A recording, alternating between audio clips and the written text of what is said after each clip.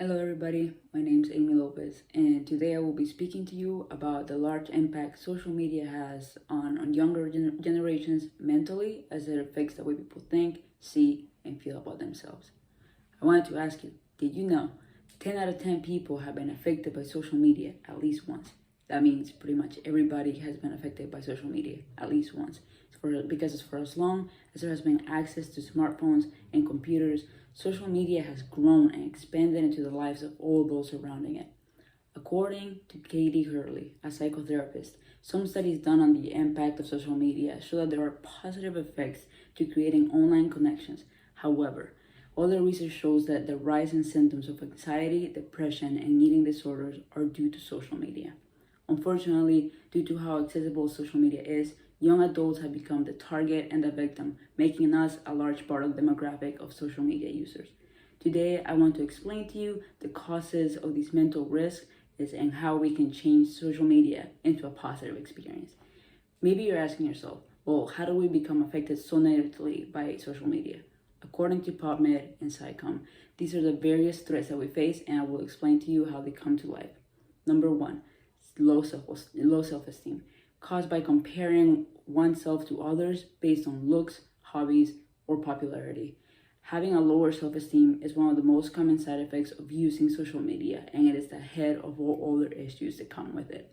Anxiety is another one of the major problems because that also comes from wanting to change yourself to fit into a more aesthetically pleasing look or whatever it is that you feel like you need to fit into because of social media.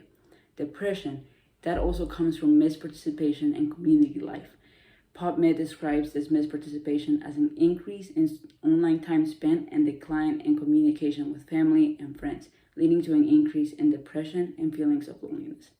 Eating disorders can become triggered by all of these issues because maybe you're trying to fit into this aesthetically pleasing look, like I said earlier, or maybe you feel like you're not good enough to be at the level that these Instagram models are at. Another issue is internet addiction.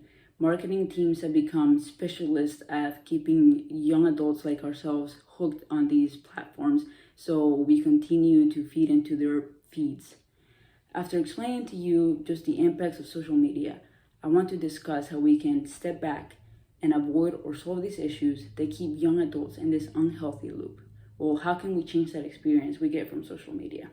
According to Mind and Heart, in partnership with Student Health and Counseling Services at MIT Medical, improving the habits of social media usage can create a large positive effect on the mental health of young adults.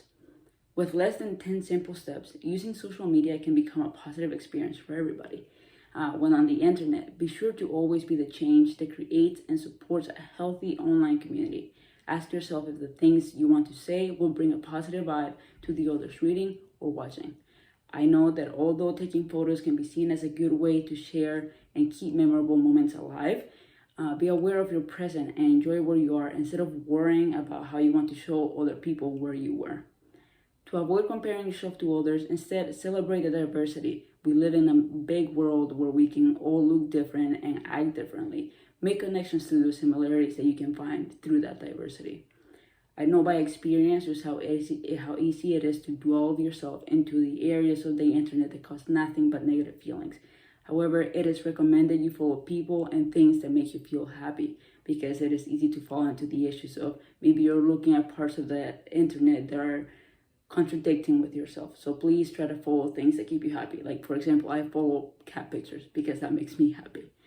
I became part of the group of young adults that have deleted all apps of social media on my phone to avoid using them mindlessly like I used to. I also sometimes will wake up in the morning and the first thing I did was pick up my phone and check social media. I would recommend you stop doing that because it can cause negative impact on the rest of your day. Support yourself and others if you're struggling and these struggles are arising because of social media. Encourage breaks and give yourself time to spend together with friends, not through social media. Last but not least, never suffer in silence.